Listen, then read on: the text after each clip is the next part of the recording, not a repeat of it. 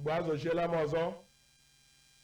ọzọ Igbo gebere m ntị na unu ya amụta ife ya eme ka unu ghara ịkpọ nkịta mbuja.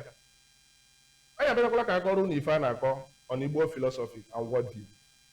Akọọla m ndị nke m kọrọ na agba nke mbụ. Na agba nke abụọ enwere nke dịkwa mkpa m ga-achọ ka unu soro m wee gelụ, nke a na-akpọ ojembe enwe ilo. Ojembe enwe ilo is an Igbo philosophy, and it is a philosophy that our ancestors mere adopt wee gaalịsị ife niile a gara n'ụwa. Kedu ife ojembe enwe ilo a na-agwa dị ka ọ bụrụ na ndị mmadụ ama mkpọ ga-asị ebe ị na-aga? Ojembe enwe ilo abụrụ na ị pụọ enwero ndị ya sị na iru ga-epeka ọ na isi ga-ebuka ọ na aka ga-epeka. People must not like you always. Mana ojembe enwe ilo is trying to tell ndị Igbo that we as wayfarers, people who are known for traveling, we should not make enmity by ourselves. We should not create enmity for ourselves. We should not make enemies, because our success, wherever we go, depends on the strangers we meet out there. All these people that buy goods from us, do we know them before we travel to those places? All these customers in the Igbo are having all over the markets in the whole world, do we know them before? That is why the first gift of the Igbo man is the ability to talk to somebody in a polite way. That is the persuasive spirit of the Igbo man. It is what helps you in ojembe enwe ilo. You can't be at a place and you keep creating enmity. No, that's not Igbo. That's why wherever we go to, we develop it. Ebe ọbụla ndị Igbo nọ fa na-emepe ya maka na ndị Igbo mana ojembe adịghị enwe ilo. Onye Igbo bụ ebe a na-eme na-azụ afịa taa, ife ọzọ ya bụ ọ bụrụ ụzọ ahụ adọrọ ma onwe gị ọrụ ụzọ a, gịnị ka ọ na-eme? Ọ na-asụrụ onwe ya ụzọ maka echi. Ife ndị eme na ụfọdụ ndị ada aghọta anyị, ụfọdụ ndị efu anyị. Ịma na the most difficult thing now in Nigeria bụ ịghọta onye Igbo, because na ndị mmadụ aghọtara this, because people do not understand the Igbo worldview and philosophy. They seems to, give it a lot of misconceptions. They seem to use words like land grabbing. They seem to use words like, why don't you go home? They seem to use, no, because I wanted this philosophy of ojembe enwe ilo. Ebe ọbụla anyị gara bụ be anyị. Gaa na Lagos tata, gaa n'ugwu Awụsa tata, ndị Igbo kwenyere na ojembe enwe ilo. Ọ ga ebe ahụ ọfụna ya si be ya.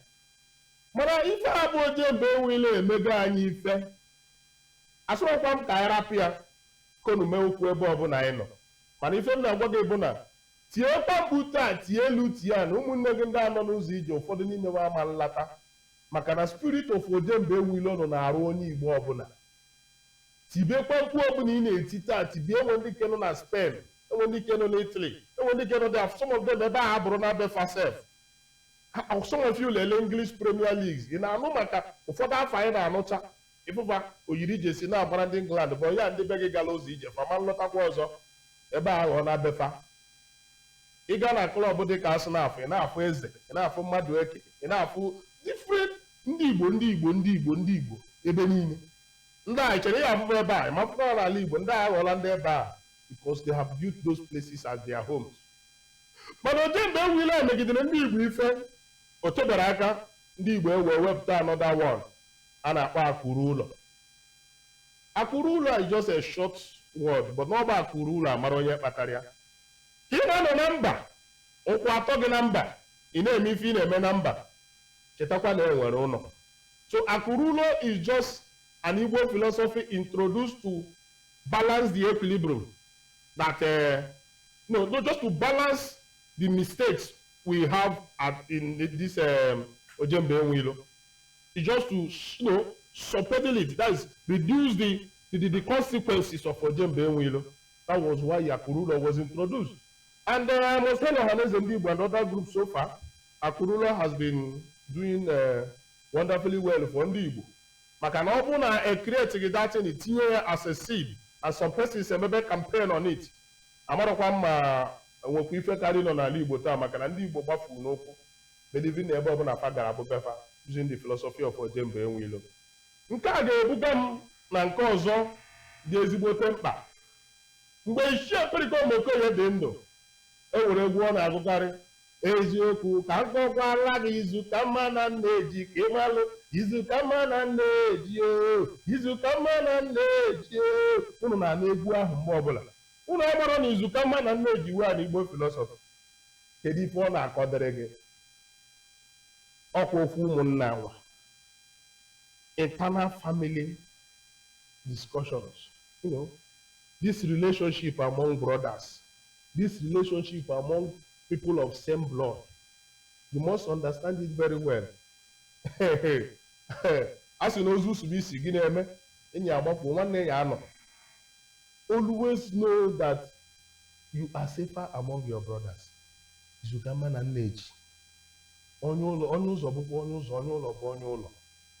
Igbo maka esi eme ife Izukama na Nneji. Achọrọ m dwell too much on this one. Mana achọrọ m ka unu na-afụ ife ndị a wee were ya na-amụta ife. Ifụ ana m akọtụ ya nke maka na asị ka egburibe ife ya n'ime karịrị. Mana nke a ga-ebugakwa m na nke ọzọ dịkwa ezigbote mkpa. Nke a gbasara ụmụnne anyị ndị inyom. Ndị Igbo nwere philosophy a na-asị na agwa bụ mma nwaanyị. Today, we have a lot of slave queens from Igbo land.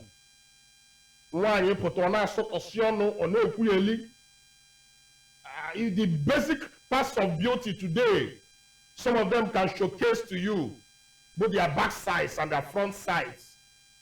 Anezi fenonobi, anezi fenonazo, mmadụ pụta na abefele, ona emi fesolia, onezi ife ana ekwesịrị kizi, ndị mmadụ gakwebe asị, oh, you are very beautiful, baby. This is not what ndị Igbo describes as beauty. Anyị asụrụkwa na mmadụ ịnwe mmiri akpụrụkwa ife dị mma asụrụkwa ngodo ka enwe na ọ bụrụ ife a na-ekwu. But the Igbos are saying that originally from their own worldview that the beauty of a woman is in her character. Ya na agwa bụ mma nwaanyị. You cannot be so beautiful like an ego yet your character smells like a stray mouse. Ị na-esi ka nkakwu ma ịkpa agwa.